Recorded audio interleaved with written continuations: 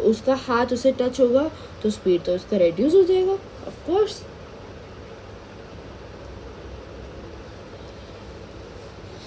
और ये भी है कि इट में ओनली स्लो डाउन, बस वो स्लो डाउन ही हो, मतलब वो स्लो डाउन भी हो सकता है वरना and not come to rest. अरे वो अगर वो स्लो डाउन भी हो सकता है और रेस्ट पे भी नहीं आ सकता, या वो स्लो डाउन मतलब उसका वो पूरा स्लो डाउन हो सकता है और पूरा रेस्ट में भी आ सकता है।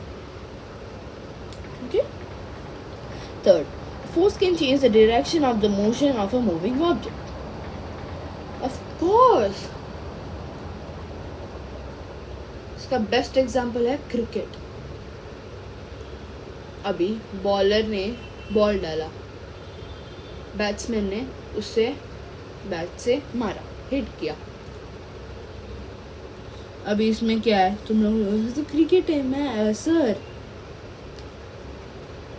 ये एक्चुअली फोर्स है, क्योंकि देखो अभी बॉलर स्ट्रेट डायरेक्शन में बॉल डाल रहा है, अभी बैट्समैन आके बैट को लेके इतना जोर से शॉट मारेगा कि वो बॉल तो कोई अलग ही डायरेक्शन में चला जाएगा।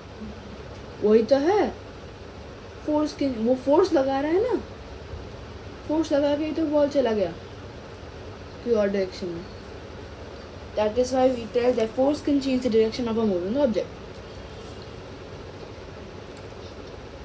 इसमें लिखा है the state of the motion of a body is described by a speed of the direction of a motion.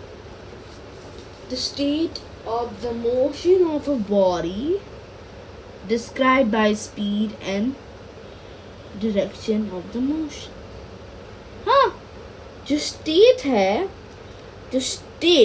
जो मोशन बॉडी का मोशन का स्टेट है, वो ऑब्जेक्ट का स्पीड और डायरेक्शन से डिस्क्राइब किया जाता है। ठीक है। चौथा point, force can change the shape और size of an object. Of course, उसका बेस्ट एग्जांपल है रबर बैंड। यहाँ पे पिक्चर भी दिया गया है, तो देखो अभी पहले रबर बैंड का शेप कैसा है। रबर बैंड का शेप तो ओवल उसमें होता है, अगर हमने उसके अंदर 2 फिंगर डाले उसे खींचा, वो तो सर्कल या ओवल से कुछ और ही शेप बन जाएगा।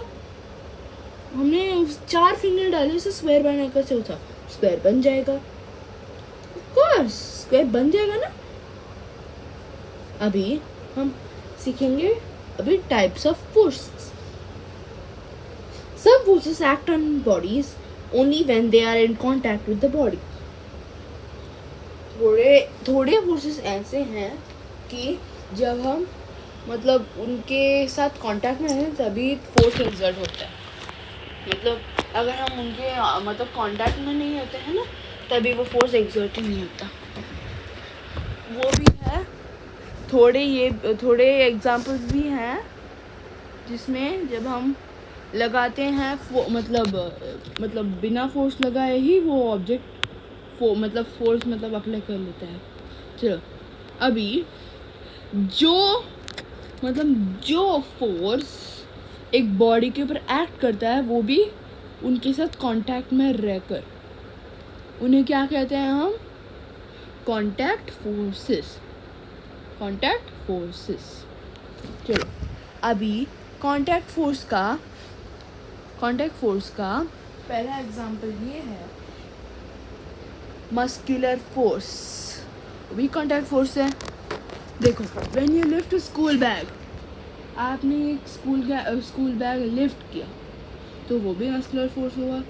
आप अपने मसल स्ट्रेंथ, आपके मस्कुलर फोर्स मतलब मसल स्ट्रेंथ को यूज़ करके को भी कांटेक्ट में ना, आप ऑब्जेक्ट से कांटेक्ट में हो, आपके हाथों से वो लिफ्ट कर रहे हो ना, आपका हाथ और वो आपका स्ट्रेंथ कांटेक्ट, आपका बॉडी कांटेक्ट में, तो that is also a muscular force.